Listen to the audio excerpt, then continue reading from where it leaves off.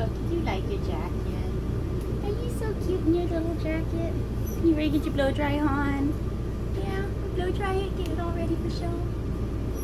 Hey, goofball. You're such a good boy. Alrighty, so Loki gets to release his little jacket. And like I say, just had about 15 minutes or so to run around on the floor, roll around, get his head he likes to rub his head into everything and get sort of pre-dried. Not sure how well you'll be able to hear me once I turn the blow dryer on.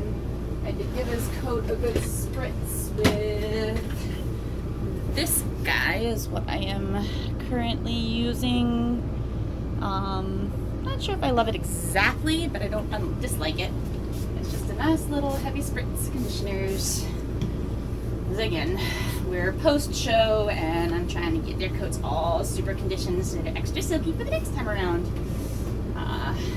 Makes me crazy not using the conditioners on them, but their coats always look a little more flowy and beautiful if we don't put so much conditioner in them. So, alrighty, hey Baba. I personally, for these guys, love my little tiny Christensen. Let's see, it's a little bitty dude, and it's got a nice little dial, so you can go from nowhere to a ton of air. And I hope you guys can hear me over this. So, a couple ways to use it. You can use it just straight up, and it's just wide open. And it's got it all the way up on high.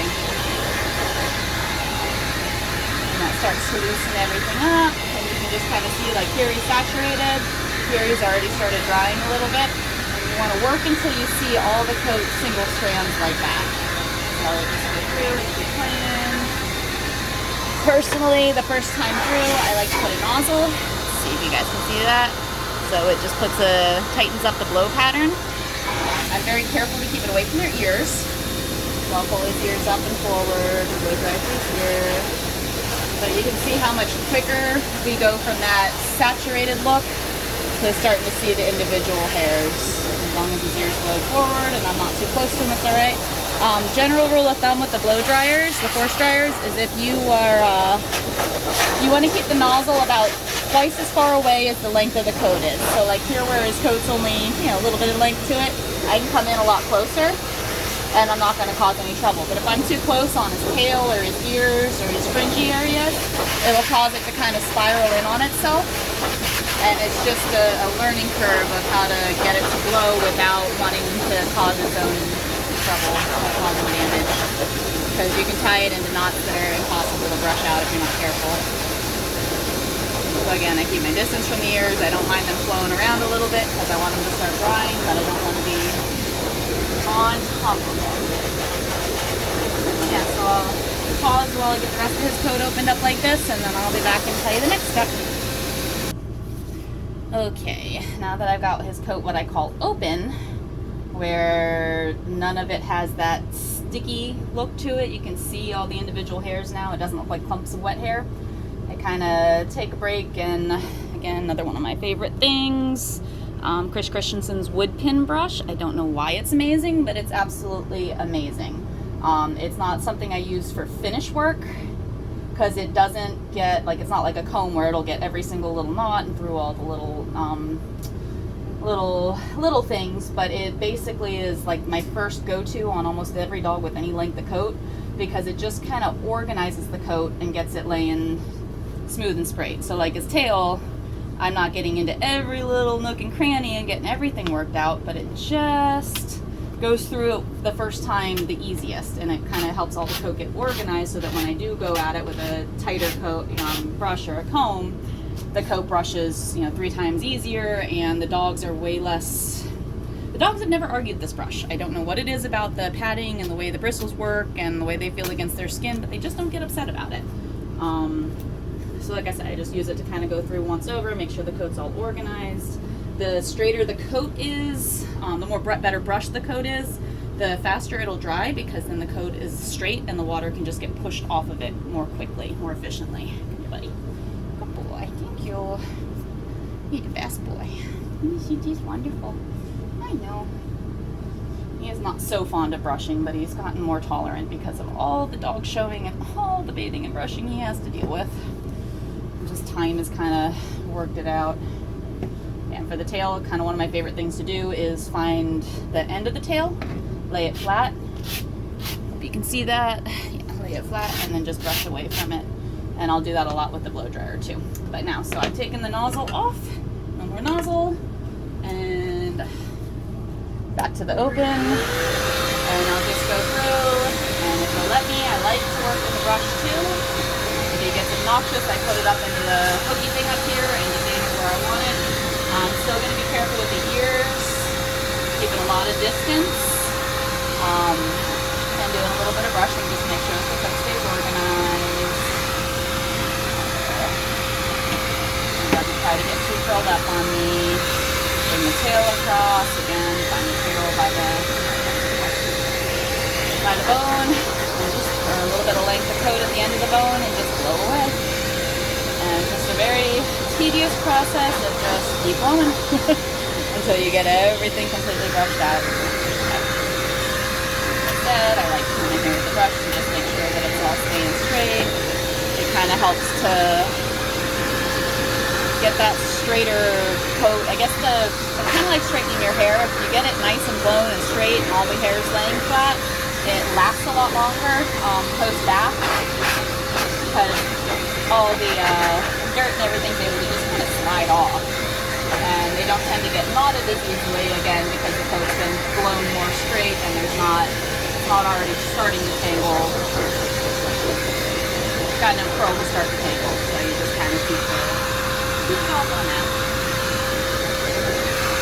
My distance on the ears, tuck them out of the way. It also helps because I'm pulling his ear up. It covers his ear, his inner ear, so I can do the side of his face and he doesn't get so upset about it.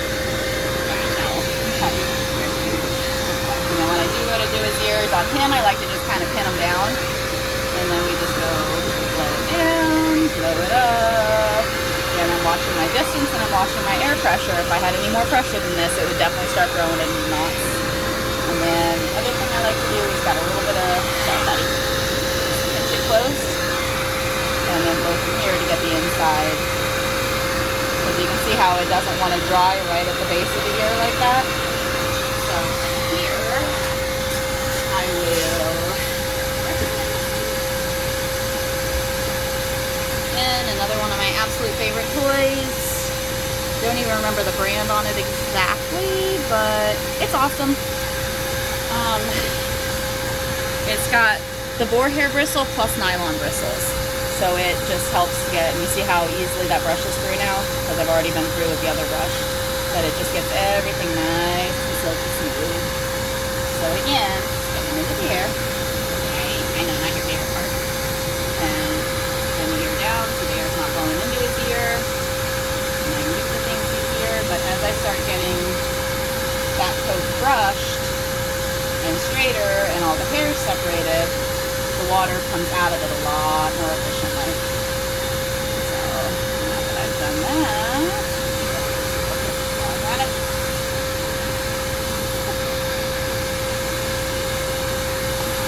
Nice. Here's your absolutely the least favorite part of my getting this done. But now if you can see how much more dry it is even just from taking a comb through it. Again, keeping plenty of distance from my dryer from the ear. See a little bit of kink going on there, so I want to get it a little closer and push on that. But yeah, and then the tail's kind of just like,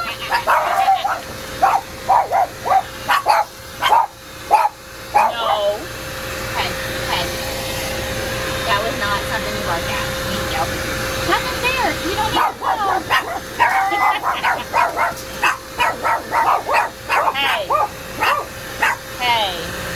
Hey. Trespasser's gone. You win. You win. Good job. You did it. You got rid of them. Oh, the fun of being tack dogs. They are so stinking intense. So again, find the end of the tail, blow away from it. And so we're about at that same point here where I just want to get the, I want to take a couple brushes through it again. So do this guy first. Right here. Thank you.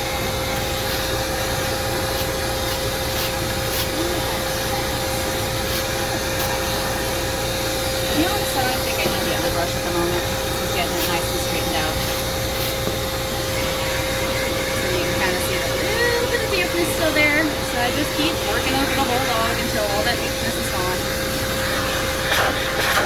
Body coat, now that I don't have a nozzle, I get right up to them. Really kind of push the coat straight. I like to give it a little shake just to kind of try and shake open the places where the coat's still stuck. Ooh, we got a lot of damp in there still.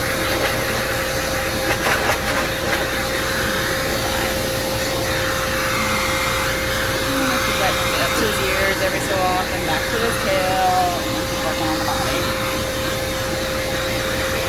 Yeah, that's pretty much it.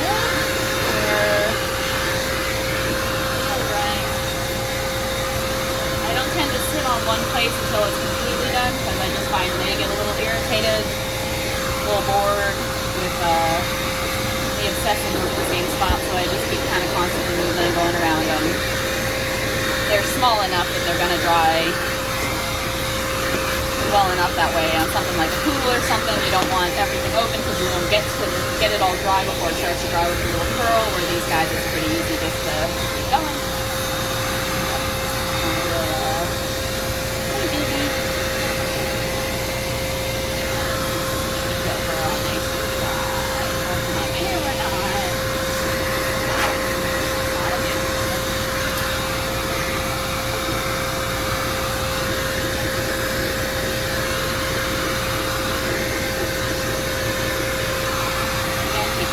Slow it down, slow it up, down, slow it up. Make it so that I can get the other side. Figure out the check mic.